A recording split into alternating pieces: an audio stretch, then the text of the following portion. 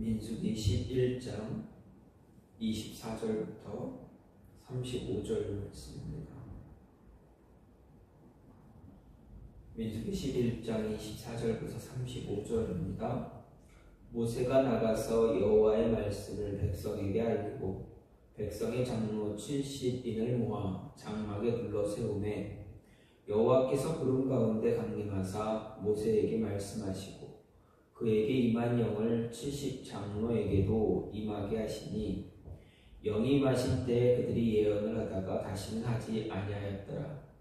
그 기명된 자 중 멜닷이라 하는 자와 메닷이라 하는 자 두 사람이 진영에 머물고 장막에 나아가지 아니하였으나 그들에게도 영이 임하였으므로 진영에서 예언한지라.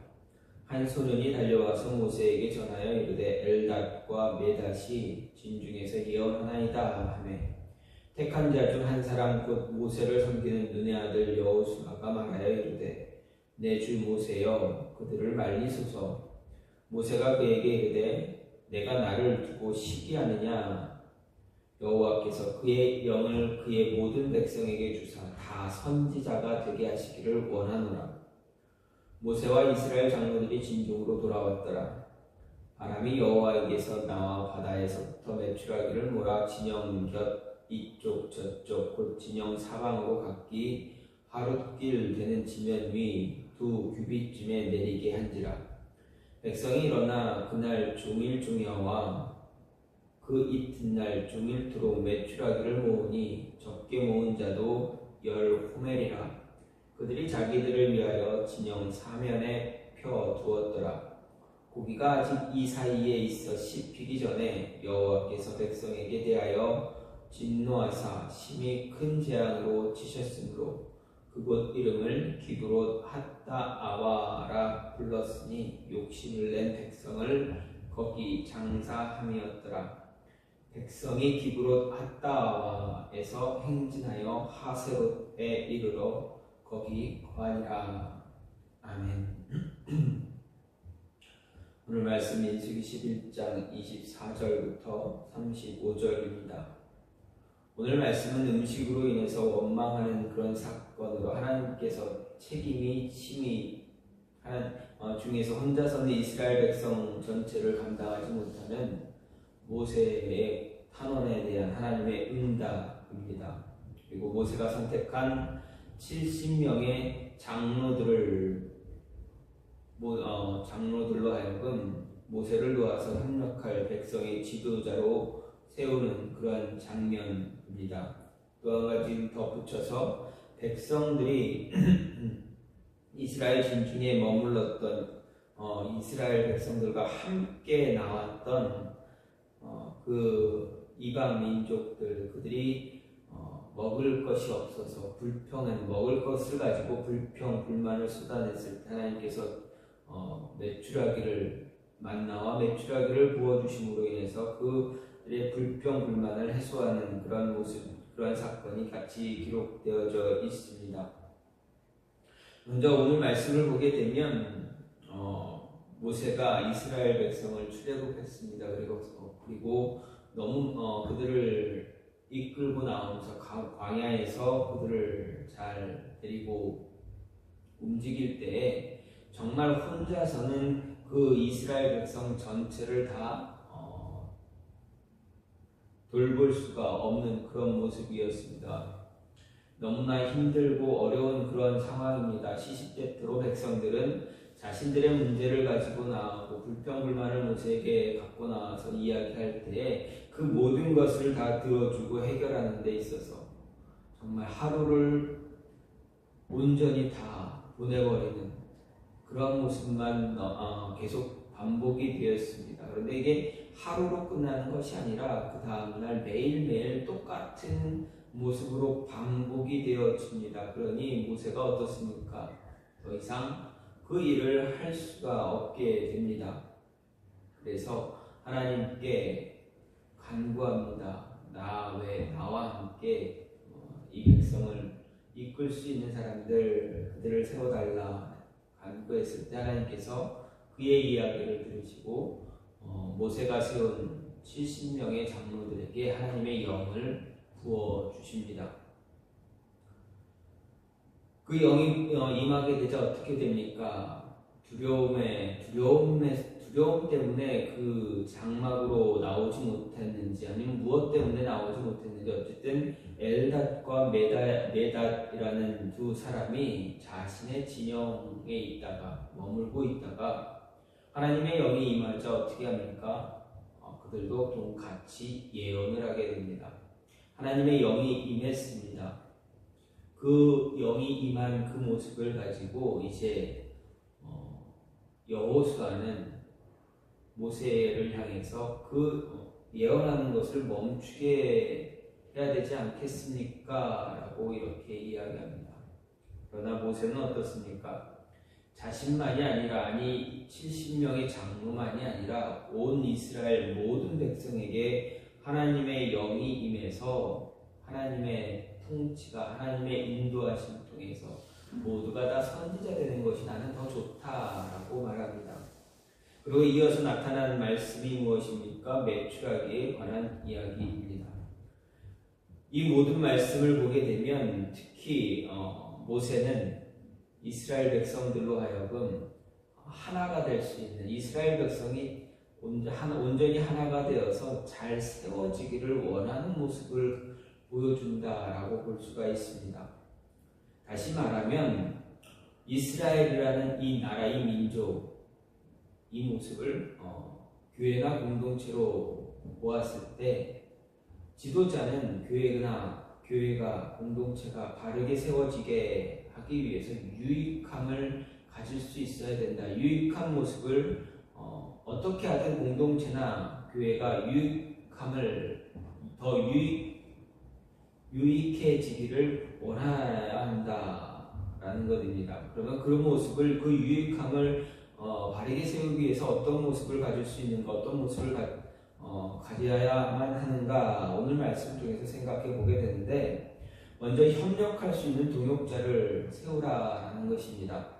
24절, 25절 말씀을 보면 하나님 모세와 함께 이스라엘 백성의 짐을 감당할 70명의 장로들에게 하나님의 영이 임하게 해 주셨습니다. 이로써 모세는 자기 혼자서는 질 수 없다고 했던 이스라엘 백성들의 짐을 장로 70명과 함께 나눠서 질 수 있게 되었습니다. 이렇게 하나님은 자신의 종들이 처한 문제를 외면하지 않으시는 분이다라는 것을 발견하게 되고 또 그 문제를 해결할 수 있는 대책을 세워주시는 분이다라는 것까지도 배우게 됩니다. 그래서 그 종들로 하여금 능히 모든 문제들을 뛰어넘어서 그들에게 맡겨진 사명을 감당할 수 있는 그런 능력도 함께 주시는 분이다라는 것입니다. 예를 들어서 엘리야를 보게 되면 그는 하나님께 세움을 받은 선지자였습니다. 북이스라엘의 아방의 악행을 경고하기 위해서 하나님께서 내리시는 큰 가뭄을 예언한 사람이었습니다. 근데 문제는 이렇게 큰 가뭄이 생겨나면 어떻게 됩니까? 아합을 피해서 도망 다녀야만 하는 엘리야였지만 자신에게도 문제가 생긴다라는 것입니다. 어떤 문제입니까? 가뭄이 들면 우선 먹을 식량을 구하기가 매우 어렵습니다. 그리고 자신이 아합 왕을 피해서 쉴 만한 곳을 찾아야만 합니다. 쉴 만한 곳을 찾았는데 먹을 것이 없으면 어떻게 됩니까? 그것도 굉장히 어려움에 처하게 됩니다. 그런데 하나님은 그가 처한 이런 문제를 까마귀와 사르밧 과부를 통해서 해결해 주시는 것을 보게 됩니다. 즉 하나님께서는 엘리야가 아합을 피해서 그릿 시냇가에 숨어 있을 때 까마귀들로 하여금 그에게 아침과 저녁으로 고기와 떡을 물어다 주게 하셨고 또 그릿 시냇가에 물이 말랐을 때 사르밧 과부에게로 인도하셔서 그녀의 공개를 받도록 해 주셨습니다. 하나님은 하나님의 뜻을 이루기 위해서 세우신 하나님의 사람이나 하나님의 교회의 공동체를 어려움 가운데 던져놓기만 하시는 분이 아니다라는 것입니다. 하나님 그 고난 역경 속에서 이겨나갈 수 있는 힘을 또한 함께 주시는 분입니다. 그 힘이 바로 역경을 함께 이겨나갈 수 있도록 돕는 자를 붙여주신다라는 것입니다.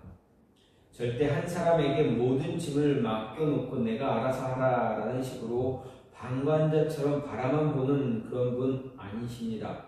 함께 동행하시며 돕는 자를 통해서 동역자를 통해서 이겨나갈 수 있도록 힘을 허락해 주신다라는 것입니다. 다시 말해서 하나님은 결코 자신의 종들을 대책이 없는 사지로 내몰고 방관자처럼 바라보는 분이 아닙니다. 언제나 그들과 함께 하시며 그들이 당한 모든 문제를 능히 감당할 수 있도록 대책도 마련해 주시고 함께 할 수 있는 함께하는 동역자, 돕는 자도 준비해 주십니다. 그래서 사도 바울은 고린도전서 10장 13절을 통해서 사람이 감당할 시험 밖에는 너희에게 당한 것이 없나니 오직 하나님은 미쁘사 너희가 감당하지 못할 시험당함을 허락하지 아니하시고 시험당할 즈음에 또한 피할 길을 내사 너희로 능히 감당하게 하신다. 이렇게 이야기했습니다. 그렇습니다. 하나님은 함께 시험을 이겨나갈 수 있도록 돕는 자를, 동역자를 붙여주십니다. 따라서 우리도 교회를 유익하게 하기 위해서 공동체에 유익함을 주기 위해서는 항상 돕는 자를, 동역자를 세울 수 있는 모습 가져야 한다라는 것입니다. 동역자를 세움으로 인해서 함께 어려움을, 고난을, 역경을 헤쳐나갈 수 있어야 합니다. 혼자 붙잡고 있다면 일은 해결될 수가 없겠지만 삼겹동아줄은 쉽게 끊어지지 않듯이 함께하는 동역자들과 나누며 이야기하며 서로 돕고 함께 기도하는 그 모습을 갖게 된다면 함께 하나님의 뜻을 이루어갈 수가 있다라는 것입니다. 다시 말하면 교회의 공동체에 큰 힘이 유익함을 줄 수 있다라는 것입니다. 따라서 우리 앞에 문제가 있다고 해서 낙심하지 말아야 합니다. 우리의 눈으로 보기에는 아무리 커 보이고 해결할 수 없을 것 같은 문제라 할지라도 하나님이 함께 하시기 때문에 하나님이 세우신 동역자와 함께 하기 때문에 모든 것 이겨나갈 수 있다라는 것입니다. 그 이상, 그 너머, 문제 너머에 있는 새로운 길, 헤쳐나갈 길, 그 길을 바라볼 수 있다라는 것입니다. 또 한 가지 무엇입니까? 교회나 공동체, 교회의 유익함을 주기 위해서, 세우기 위해서는 시기하거나 질투하는 그런 모습 갖지 말라는 것입니다. 시기와 질투심을 버려야 합니다. 29절 말씀을 보면 모세가 그에게 이르되 내가 나를 두고 시기하느냐 여호와께서 그의 영을 그의 모든 백성에게 주사 다 선지자가 되게 하시기를 원하노라. 이렇게 모세는 여호수아를 향해서 말했습니다. 오늘 말씀을 보게 되면 모세가 자기 혼자 백성들 돌보는 일이 너무 벅차서 하나님께 도울 수 있는 자들, 돕는 자들 달라, 협력자를 달라 구했습니다. 그렇기 때문에 하나님은 모세의 간구를 들으시고 그로 하여금 그가 모세가 세운 70명의 장로들에게 하나님의 영이 임하게 해 주셨습니다. 이렇게 하나님은 모세를 위해서, 이스라엘을 위해서, 이스라엘이라는 공동체를 위해서 교회를 위해 돕는 자, 협력자, 동역자를 세워 주십니다. 이처럼 우리도 교회를 위해서, 공동체를 위해서 서로 돕는 자를 세움으로 인해서 더 큰 유익함을 돌릴 수 있어야 합니다. 그런데 하나님이 세우신 장로 70명 가운데 엘닷이라는 자, 메닷이라는 자, 이 두 사람은 자신들을 불러 세울 때 장막으로 나가지 않았다 성경은 말합니다.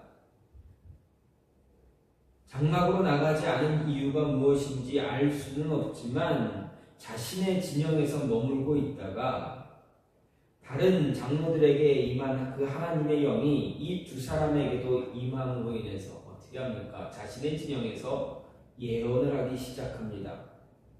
이 두 사람의 예언을 한 소년이 듣고 모세에게 달려옵니다. 그리고 그 이야기를 전합니다. 그 이야기를 전해 들은 여호수아, 모세와 함께 있던 여호수아가 어떻게 합니까? 모세에게 말하기를 진영에서 예언하니 멈추게 해야 되지 않겠느냐 요구합니다. 그때 여호수아를 향해서 모세가 한 말이 오늘 이 29절 말씀입니다. 모세는 여호수아를 향해서 내가 나를 위하여 시기하느냐 말합니다. 여기서 시기하다라는 이 말은 말 안에는 질투하다 또는 열심을 내다라는 두 가지의 뜻이 있습니다. 그런데 이 두 가지의 뜻은 같은 의미입니다. 열심을 내고 질투하는 것 다 같은 의미입니다. 부정적인 의미로는 질투하는 것이고 긍정적인 의미로는 열심을 내는 것입니다. 어떻게 이 말을 어떻게 사용하느냐에 따라서 그 뜻이 달라진다라는 것입니다.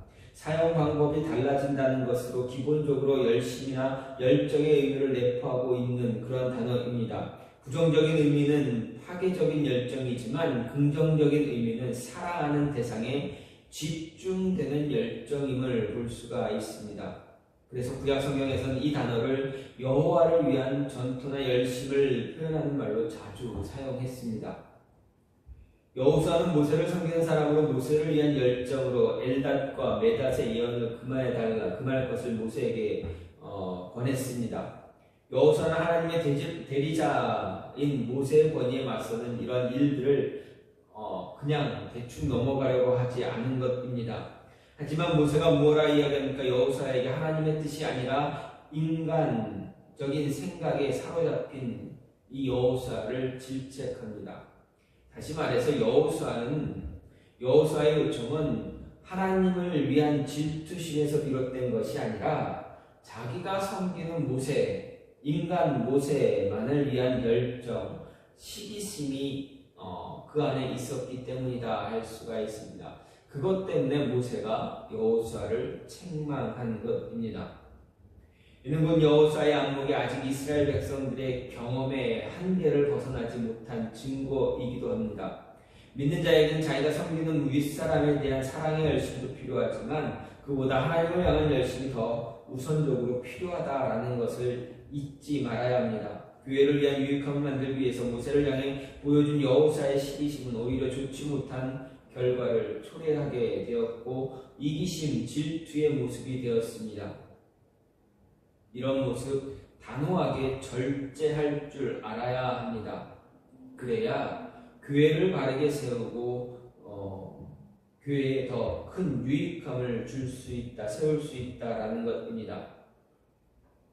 모세는 여호와의 영이 모든 백성에게 더 임하길 원한다. 계속해서 말합니다. 이유가 무엇입니까?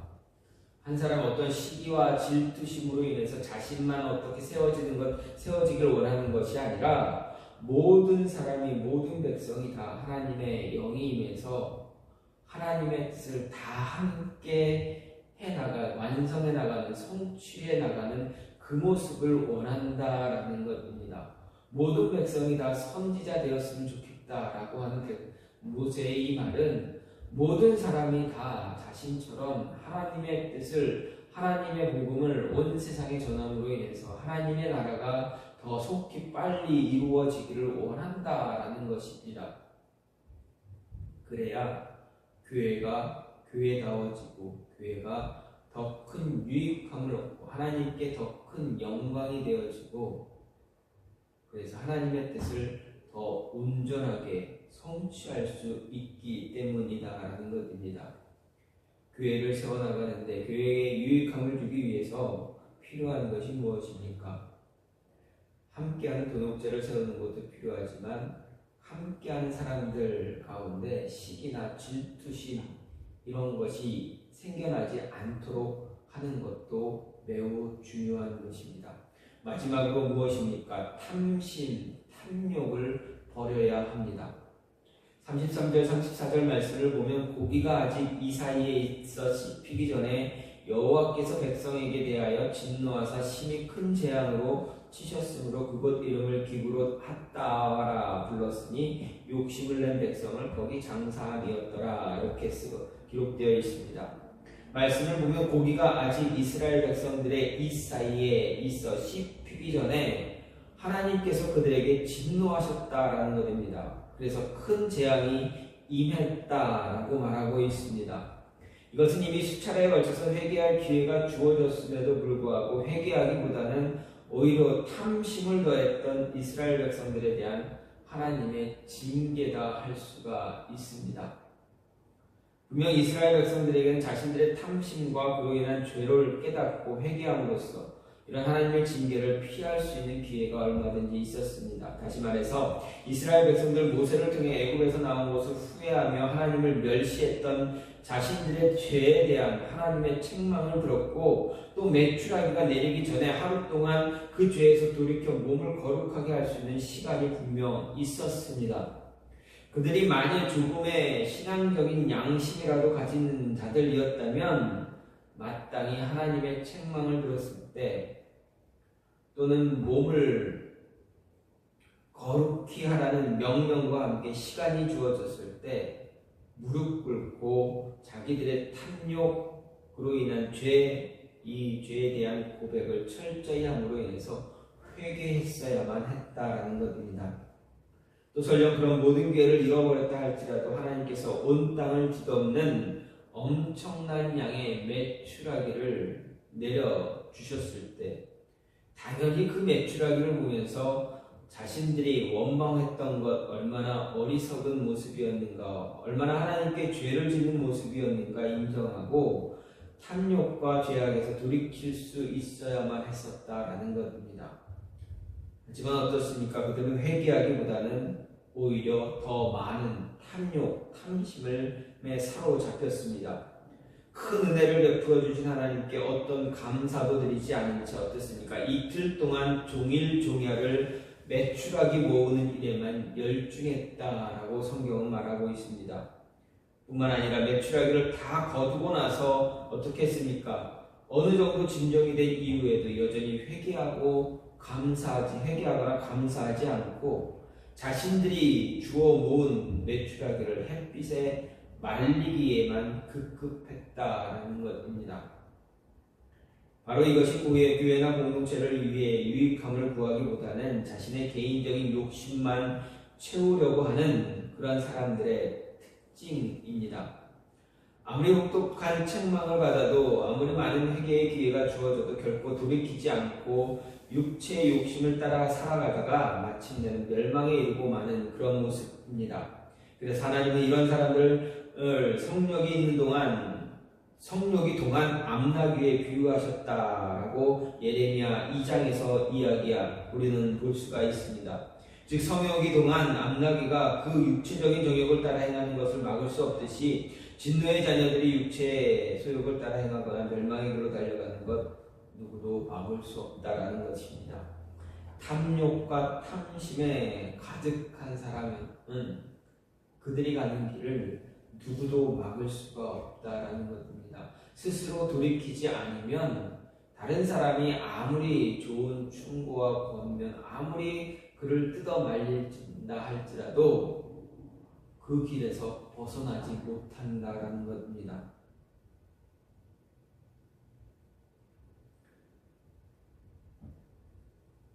가룟 유다를 우리 또 다른 예로 가룟 유다를 생각해 볼 수가 있습니다. 가룟 유다는 예수 그리스도로부터 자신이 이미 모든 계획을 알고 만일 그 계획대로 행한다면 반드시 하나님의 징계를 받게 된다라는 경고를 받았음에도 어떻게 합니까?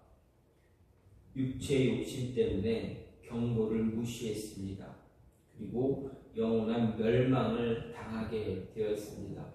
예수님께서 분명 나를 팔 자가 있다, 분명히 경고하셨습니다. 자신의 발도 씻겨 주셨습니다. 예수님께서 자신의 발을 씻겨 주심을 받았을 것입니다. 그럼에도 불구하고 어떻게 합니까? 그는 자신의 욕심, 탐욕에 눈이 멀어 어떻게 합니까? 자신이 계획했던 그 일들을 진행해 나갑니다. 멈추지 않고 계속 가게 됩니다. 따라서 교회나 공동체를 유익하게 하기 위해서, 교회를 바르게 세우기 위해서, 공동체를 온전하게 세우기 위해서는, 그런 유익함을 갖기 위해서는 탐욕, 탐심, 그것을 절제할 줄 알아야 한다라는 것입니다. 멈출 줄 알아야 합니다. 가는 길에서 돌이킬 줄 아는 자가 되어져야 교회를 온전하게 세울 수 있다라는 것입니다. 오늘 말씀을 보면 모세는 이스라엘 공동체가 하나님 앞에서 하나님의 영이 임해서 모든 백성이 다 하나님의 사람, 하나님의 뜻을 성취하는 그런 선지자가 되기를 원하는 모습을 보여줍니다. 교회가 하나님 앞에 바르게 서기 위해서는